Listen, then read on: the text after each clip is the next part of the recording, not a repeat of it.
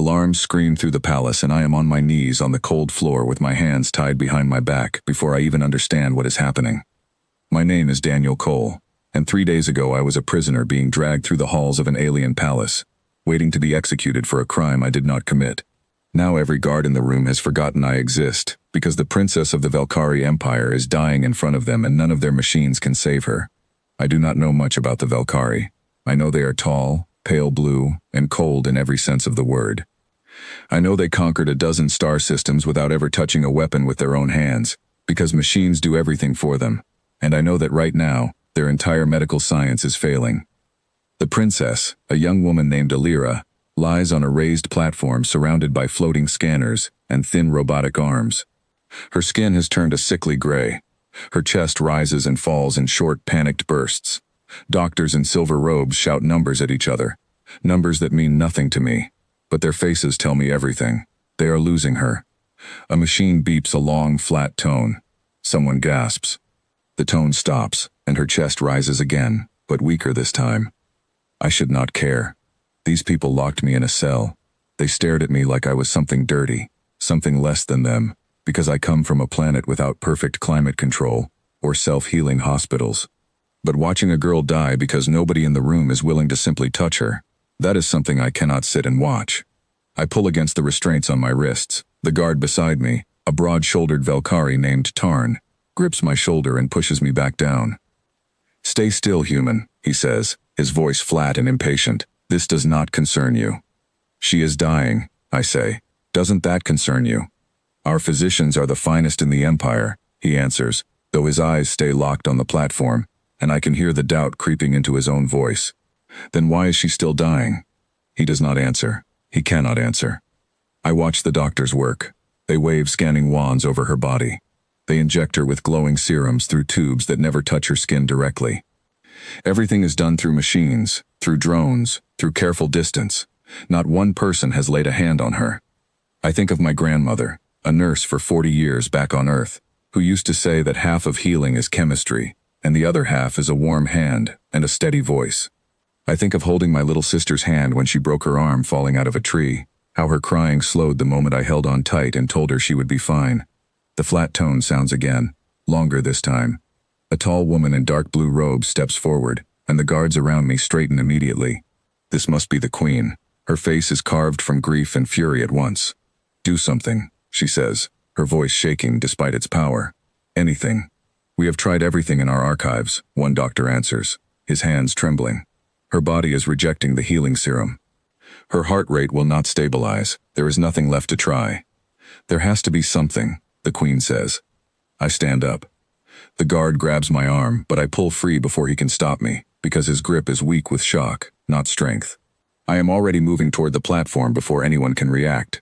Guards shout. Someone grabs at me. I twist away and keep walking, because if I stop now, that girl on the platform is going to die while a room full of advanced beings stands frozen by their own rules. "Humans, stop," the Queen orders, but there is something in her voice that is not quite a command. It is almost a plea to see what I will do. I reach the platform. Up close, Alira looks even younger than I thought, maybe 17 in human years. Her lips are turning a deep shade of purple. Her hands are curled into tight fists, shaking. I do the only thing I know how to do. I take her hand. The room goes silent. Every doctor freezes mid-motion.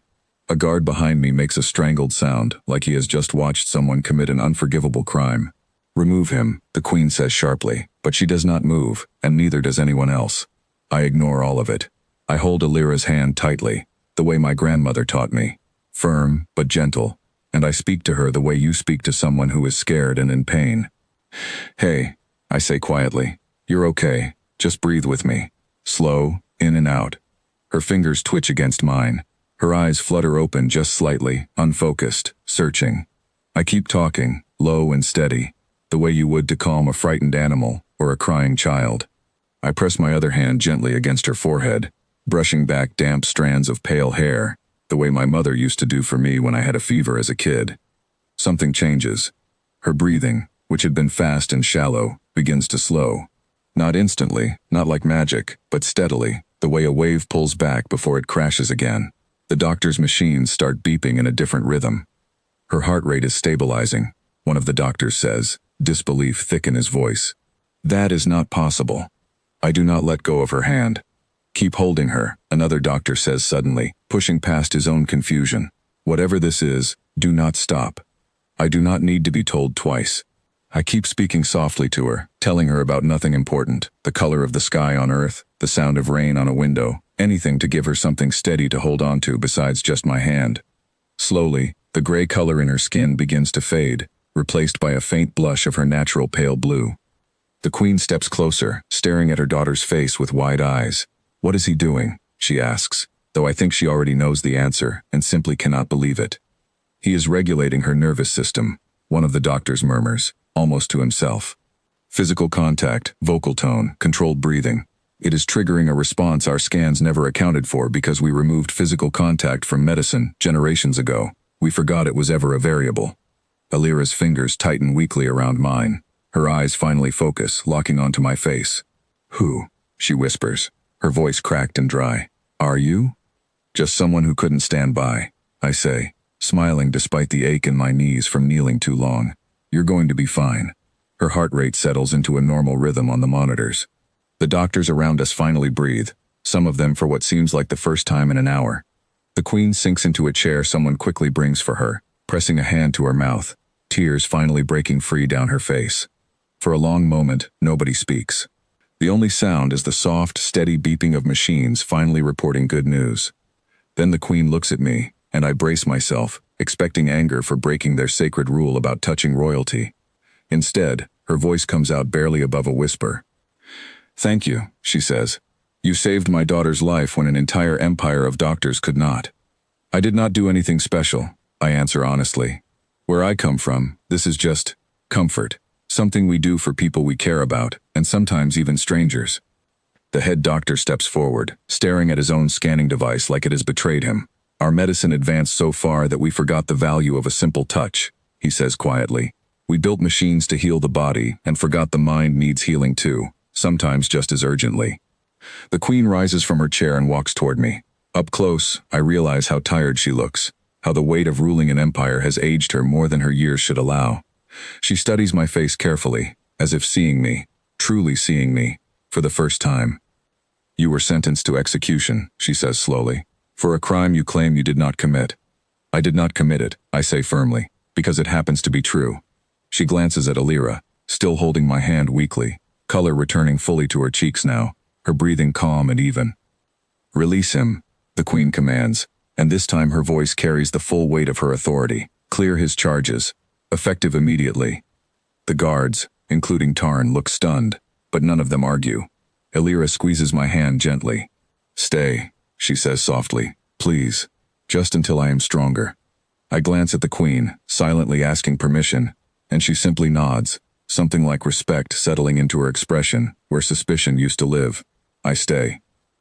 Over the following hours, as Alira sleeps peacefully for the first time in days, the doctors gather around their monitors, replaying the moment over and over, trying to understand what a scan could never explain. Slowly, quietly, word begins to spread through the palace. A human, dismissed as primitive and disposable, saved the life of their princess with nothing but his hands and his voice. By nightfall, the Queen returns to the medical chamber, finding me still seated beside Alira's bed. She studies me for a long moment before speaking. We have grown so advanced, she says, that we forgot how fragile life truly is, and how much strength there is in something as simple as kindness. I do not have a clever answer for that, so I just tell her the truth. Sometimes the oldest solutions are the strongest ones, I say. You just need someone willing to remember them.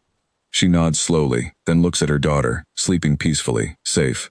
From this day forward, she says, humans will not be seen as beneath us in this empire. You have taught us something no machine ever could. I do not say anything grand in response. I simply reach over and gently squeeze Alira's hand once more, watching her breathe steadily, safe and alive, and I think that maybe, just maybe, the smallest acts of kindness can shake even the mightiest empires in the galaxy.